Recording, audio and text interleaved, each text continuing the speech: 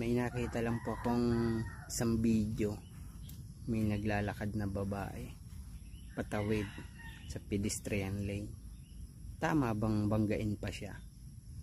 Tama naman yung sino bang may mali? Yung tatawid o yung nakabangga?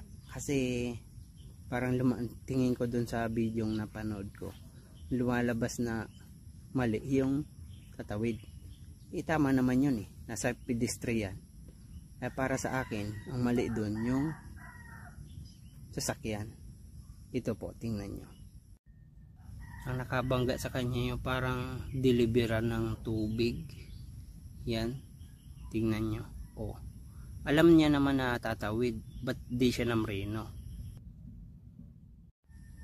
Siningit ko po sa gitna ng video kasi dapat maintindihan natin mga driver, pag pedestrian, slow down tayo kasi tawiran yan hindi tayo dapat magpaisi-isi dyan kasi kahit anong oras may tatawid dyan, kaya dapat tayo dahan-dahan lang. Yun lang po ang masasabi ko. Ingat po kayo lagi.